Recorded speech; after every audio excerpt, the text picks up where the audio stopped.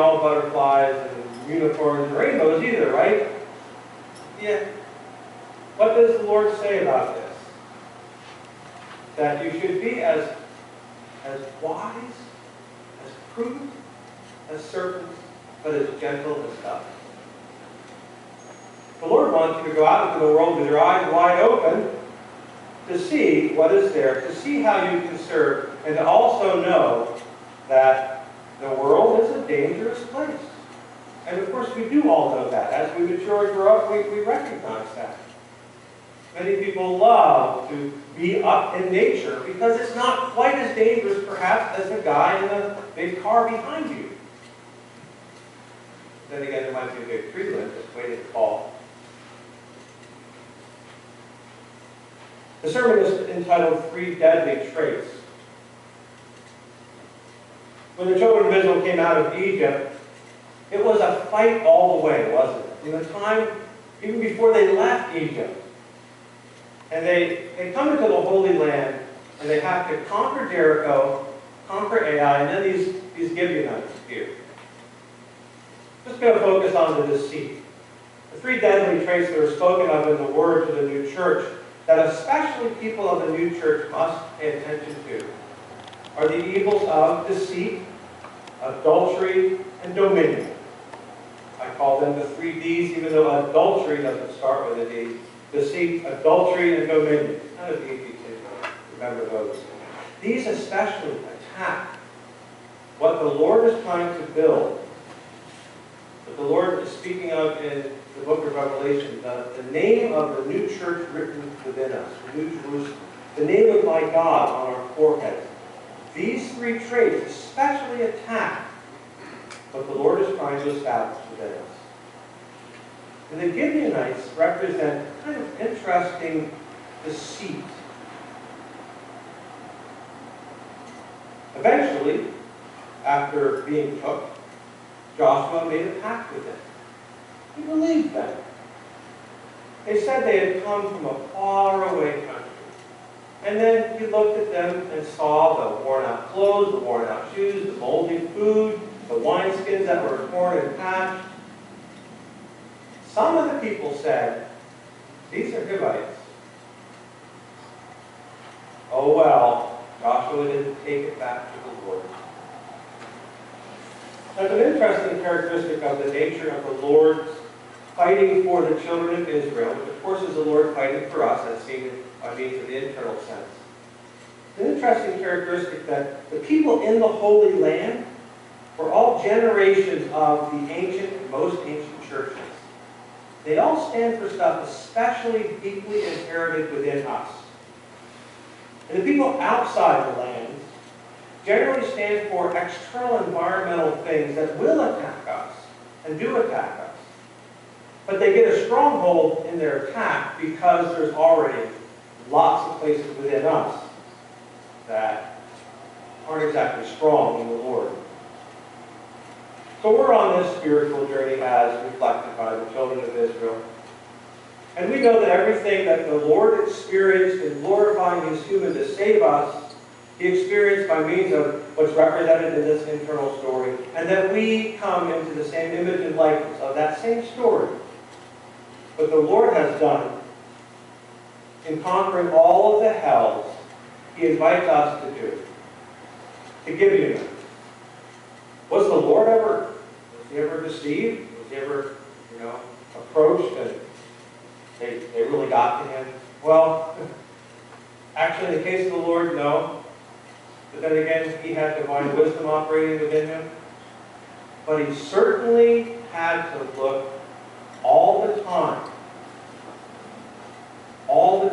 at especially what was within Him to see whether it was of the divine or of the human nature, that is, the fallen nature of humanity.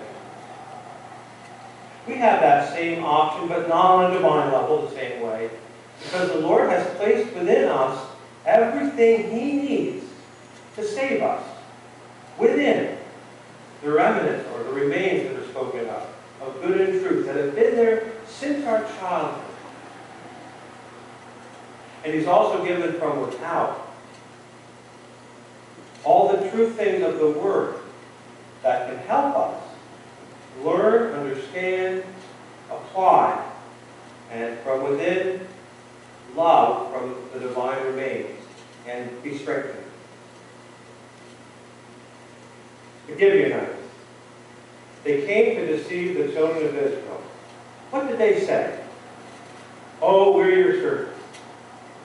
Well, later on, they actually were known, they were found out. A few days later, they found out, oh, these people are just from the other side of the horizon. They took us. Okay. But we made a pact. We made an agreement. They will therefore be our servants, like they said, 2 or 3 times. They say, oh, we're your servants. We heard about what you did in Egypt. We're your servants. We've come from a long way. You know, in the external sense of the word of the Old Testament here, there's a storyline. And we know that there's an interior meaning to it. And the two don't always seem to add up the same way in our minds as we might like them to. Because there's a really, really great story with what the Gibeonites correspond to in us. Because there's something deep within us that has made a very long journey. Very long journey, and it's present with us right here. Like the Gibeonites. They said they come from way, way far away, but they're really present in the life of the children of Israel. The Lord has been with us since a long time ago. And these Gibeonites, they come from the ancient church, the remnants of which are also related to the most ancient church. Now, if you know about church history, you know that in the new church we talk about the new church, the Christian church, the Jewish church, the older Jewish church, the ancient church, and the most ancient church. We have these 5 spans or states of the church, which correspond in each one of our hearts to our various stages in spiritual development. Where we are, you may guess for yourself, the Lord only knows. I would assume most of you are not in the state of the most ancient church, but that's not, oh, there's a child there. Perhaps.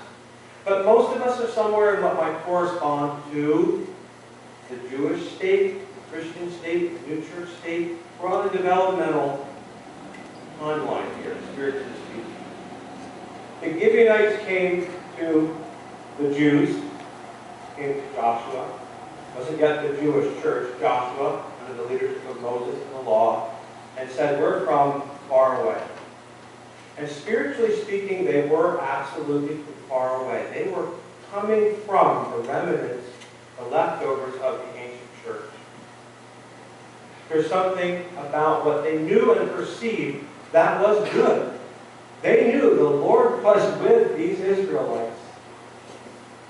The Lord was with them. And if we can be with them, we're going to be a lot better off than if we're considered an enemy and get conquered and get wiped out. So let's make an agreement with them. Now, they used deceit to do that. And they remind us that the Lord is using even the flaws that we have. The Lord is using even the things that can trick us in order to help save us.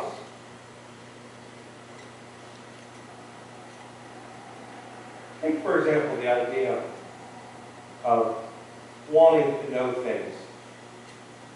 We're all curious. Children are curious. They want to know things. Wanting to know things isn't a bad thing as you grow up. For a certain stage in life, all you hear from a child is why. Why is the sky blue? Why is the grass green? Why does your bottom of your mouth move, the top of your mouth doesn't? When you talk, from both sides. Questions. God, never even thought of that. Why? That's a good thing to be curious. As we mature, oftentimes we stay with that because we're satisfied that we're getting answers and we're filling up our minds with great ideas. And if we can stay curious and stay involved and intrigued, we could probably impress people. We could probably get a good job. We could probably this, we could probably that. Curiosity that's lost its interest in the divine or the Lord or the spiritual things can become a curiosity that just drifts off and builds its own kingdom.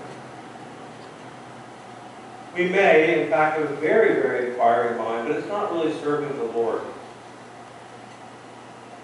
And people will come to us and know that If they give us something to do, we'll take care of it and do it, because we've got an inquiring mind.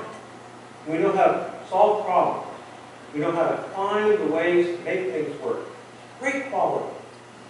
And the Gibeonites kind of represent that thirst for knowledge, that desire to know, that isn't necessarily married with the desire to serve the Lord. It's an ancient thing. They came from far away, it said. They did. They came from the ancient church. Curiosity without a real knowledge or a real desire to use that knowledge is an ancient thing. It's good. And at the time when we were young, and things are fresh, yeah, the bread comes fresh out of the oven. It's satisfying. But after a while, the innocent kind of curiosity that we have kind of gets stale and old, and we're looking for other things. But there's a good correspondence to that curiosity, a desire to acquire knowledge, a desire to know more things. And it, as I said, sort of build up a kingdom, build up its own little domain in our minds. And we forget that the sake of curiosity is that we may reach up to acquire the Lord. And isn't it interesting that the downfall in this story, in the literal sense, is that Joshua did not have curiosity towards the Lord. Lord, what do you want me to do? What do you want me to do? He's looking at the appearances seem to convince him. Some other people said, hey, but he made a pact with them and made peace with them. Later on in the story, in the literal sense, there's an unforeseen circumstance that arises because the people of Gibeon get attacked. Well, who was their ally? Joshua, right? Joshua said, we won't make peace with you, you're our ally. So Joshua actually came and fought against the people that he was supposed to be fighting against for the sake of Israel, but to protect the Gibeonites. Inquire of the Lord. Never shy away. If you're a curious person, keep taking that curiosity to the Lord. And the Gibeonites represent that curiosity brought back into line. In the internal sense that in league with the children of Israel, that our initial curiosity that might just take over our lives, and for a while we're very interested in things that are natural and things that just have to do with getting our natural lives in order. We have jobs, and we have houses, and we have children to feed. We have, not that that's also, not just natural, feeding children is spiritual. And other things have their spiritual qualities too. But we can kind of lose track of the spiritual things that we had as an innocent child towards the Lord. In this story, that's kind of brought back into order with the Gibeonites taking lead with the children of Israel. Our curiosity can deceive us. The hells love to deceive us. That is one of the three big traits that brings the downfall of the building up of the church or of the spiritual life within us. Deceit. How easily are the things of our five senses that appear to our lower minds, appear to our senses, how easily do they tell us this is real life? This is real life. And in fact, we know it's not. Anybody who's involved with acting or cinema knows that when a character is portraying, or an actor is portraying a character, they're not that character. They're portraying that character.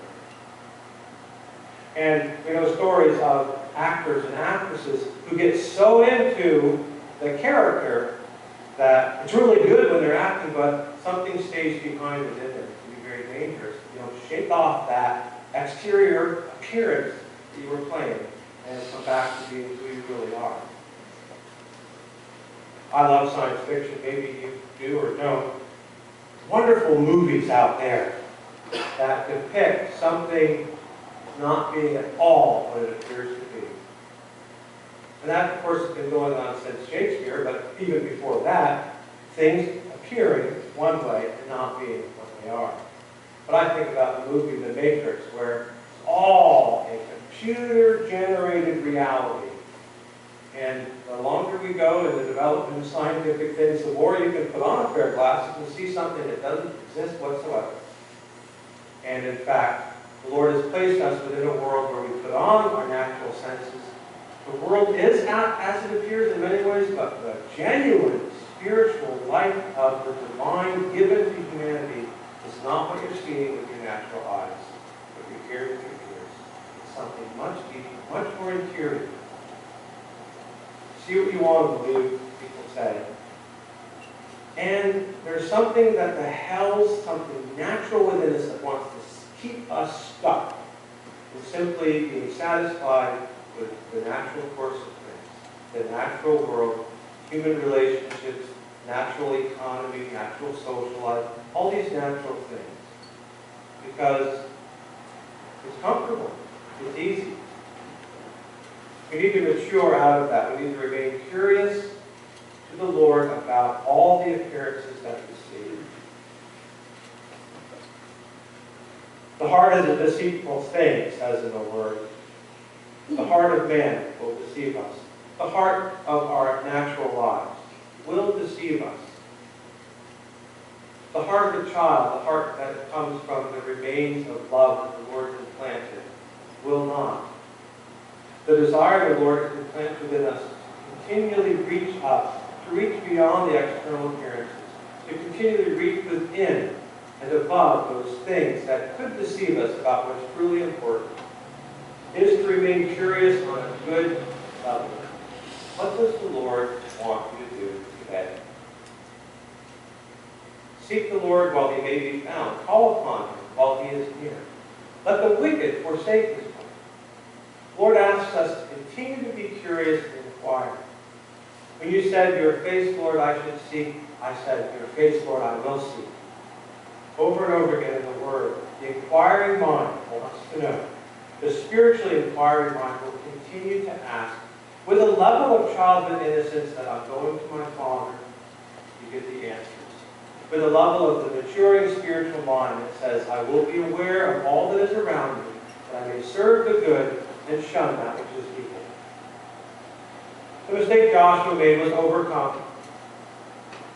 But just to always go to the Lord doesn't mean all of our problems are going to go away either. We need to overcome those things within us, and there'll be a constant battle. There will always be new things the Lord is giving us in order that we may conquer in his name, conquer within it, that the Lord can build up as much of the holy city, New Jerusalem, within us, that it may descend from God, fill our hearts and minds, and that we may be living in this happy place the Lord desires to give us as our eternal home. And that we can have it even as we are living today. Yeah, there's a lot of battle. There's a lot of good things to celebrate. Let's celebrate that gift which the Lord gives us. Those who have ears to hear, let them hear what the Spirit says to the churches. Amen. Please rise.